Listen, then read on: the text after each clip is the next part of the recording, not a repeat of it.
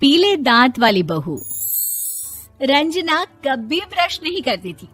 उसे कितनी बार उसके माँ बाप ने डांटा, लेकिन उसका कोई असर उस पर होता ही नहीं था, जिस कारण से उसके दांत पीले पीले हो जाते हैं।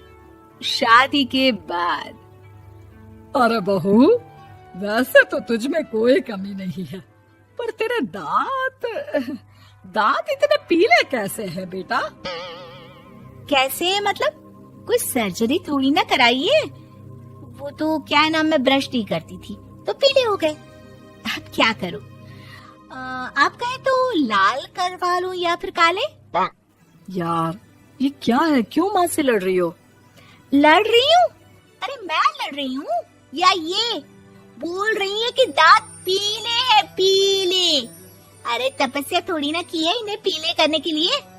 बकायदा ब्रश नहीं किया है 20 साल तक, तब जाकर। छी, कैसी बात कर रही हो? ये उस वक्त तो पीले नहीं थे जब हम लोग तुम्हें देखने आए थे। अरे तब साफ करवा लिया होगा डेंटिस्ट के पास जाकर। अब देखो कैसे पीले पीले लग रहे हैं। रंजना सास की तरफ गुस्से से देखती है। फिर शुरू हो गई पीले पीले पीले। अरे पीले तो तब भी थे जब मेरे हाथ का रसगुल्ला उड़ा उड़ा कर खा रही थी और बोल रही थी, लड़की नहीं गुणों का खजाना दे रहे भाई साहब आप। खैर, अब वो लोग करते भी तो क्या करते, पीले दांत वाली बहू पल्ले पड़ी थी तो झेलना तो था ही। एक दिन कीर्तन में रंजना गाना गा रही थी। अरे कमला बहन, माँ का द्वार है, यहाँ तो सब शुद्ध होकर आते हैं, फिर अपनी बहू को ब्रश भी नहीं करवाती तुम। दूर से पीले पीले दांत भक्ति में बाधा उत्पन्न कर रहे हैं। अरे कोई 2 साल के बच्ची थोड़ी ना लेकर आई हूँ मैं बहू बनाकर।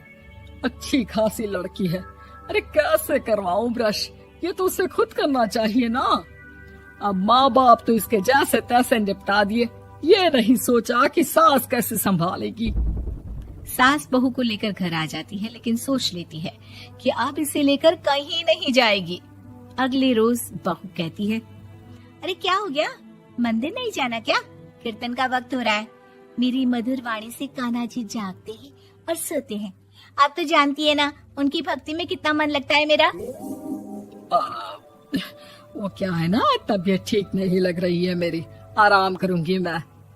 तबीयत ठीक नहीं लग रही? अभी तो मिथुन के गाने पर ना, और अब बोल रही है कि तबीयत ठीक नहीं लग रही।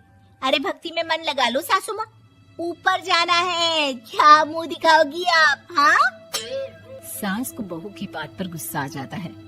मैं क्या मुंह दिखाऊंगी, इसकी चिंता तो ना कर, समझी? अपने मुंह की चिंता कर, जो ये पीले पीले दांत लेकर हर जगह पहुंच जाती है। पता है लोग कितना मजाक बनाते हैं। ना जी ना, मैं नहीं जाना कहीं तेरे साथ।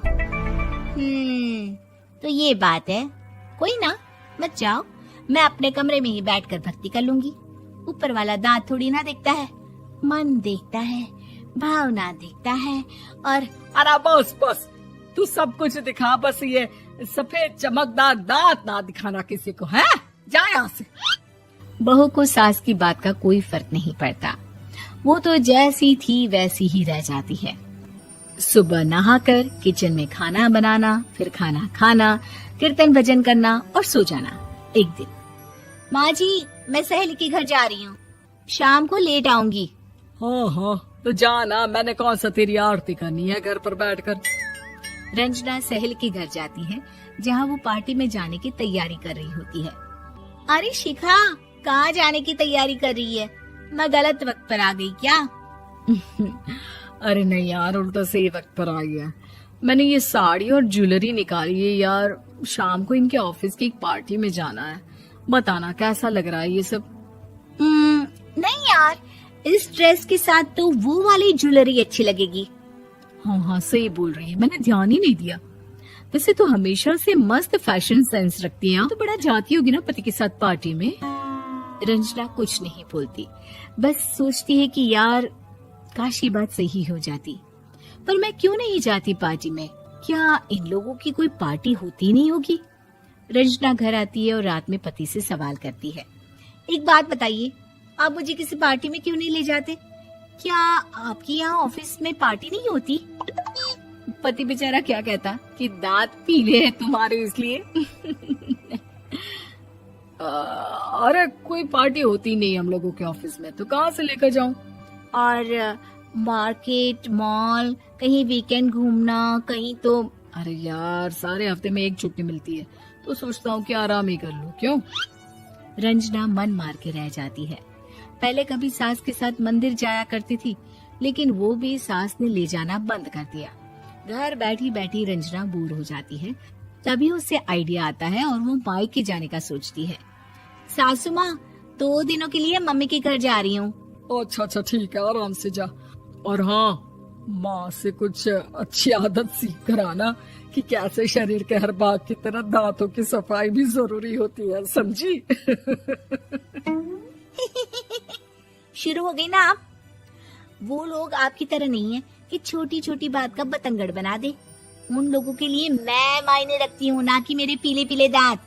रंजना माँ को बिना बताए उन लोगों को सरप्राइज देती है, लेकिन जैसे ही वो दरवाजे पर पहुँचती है, अंदर देखती है कि घर वाले कहीं जा रहे होते हैं।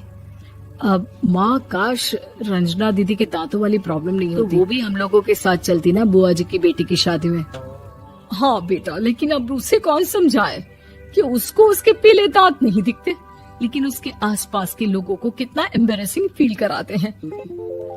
मुझे तो कितनी बार उसके स्कूल की टीचर ने शिकायत की कि उसके साथ कोई लड़की बैठना भी नहीं चाहती, और ना ही कॉलेज में कोई उससे बात करना चाहता था। लेकिन पता नहीं क्यों उसे ये बात समझ में ही नहीं आती। कोई कमी नहीं है उस लड़की में, बस यही कि दांत पीले हैं। वो तो भला हो जीजा जी और उनकी माँ का, जो दीदी को जैसी है वैसे ही रखा हुआ है। रंजना को अपने घर वालों की बात सुनकर बहुत दुख होता है।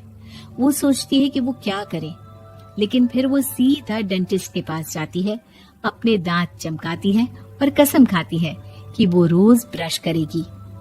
अरे क्या हो गया?